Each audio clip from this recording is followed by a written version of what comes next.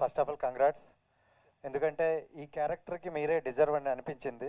ఎందుకంటే me before మూవీలు చూసుకుంటే ఇలాంటి క్యారెక్టర్లో చూడాలని కొన్ని చాలామంది వెయిట్ చేస్తున్నారు. So thank you sir.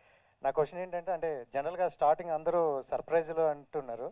So మీ లైఫ్లో ఎప్పుడైనా షాక్ అనేది ఏదైనా ఇచ్చారు? ఎవరైనా సర్ప్రైజ్లు ప్రతి ఒక్కరు ఇచ్చే ఉంటారు. అంటే నాకు నేను సర్ప్రైజ్ చేసుకునేది నేను పెళ్లి చేసుకునే ఒక decision. So that is a very big surprise for me itself. So I think that is the biggest surprise in my life.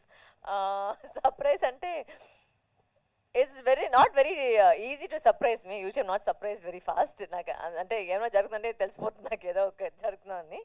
But నిజంగా సర్ప్రైజ్ అనే మాట యాక్చువల్గా ఆయన చెప్పారు కదా, reentry into Telugu cinema is my surprise. Because నిజంగా నేను అనుకోలేదు ఇంత ప్రేమ వస్తుంది, ఇంత లవ్ వస్తుంది, ఇంత యాక్సెప్టెన్స్ వస్తుందని నిజంగానే అనుకోలేదు. So that was a very beautiful surprise అని చెప్పచ్చు. Yes sir. మీ ఫ్యాన్స్ నుంచి ఒక క్వశ్చన్. ఫ్యాన్సా మీరా సార్? మెసేజ్ చెప్పండి సార్. అయితే మీ లైఫ్లో పెళ్లి సర్ప్రైజ్ అని చెప్పారు కదా, ఎంగేజ్మెంట్ అయింది, పెళ్లి ఎప్పుడు అని అడుగుతున్నారు. డేట్ ఏమైనా ఫిక్స్ అయిందా? అది నాకు తెలిసినప్పుడు మీకు తెలుసు. ఇంకా నాకు కూడా తెలియదు.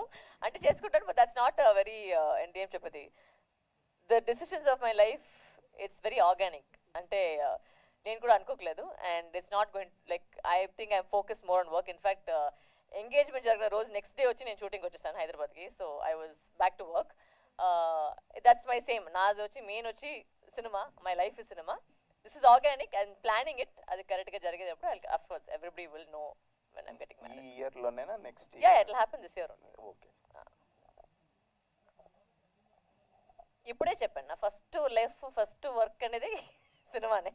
మ్యారేజ్ అనేది ఒక పార్ట్ ఆఫ్ ఇట్ అంతే.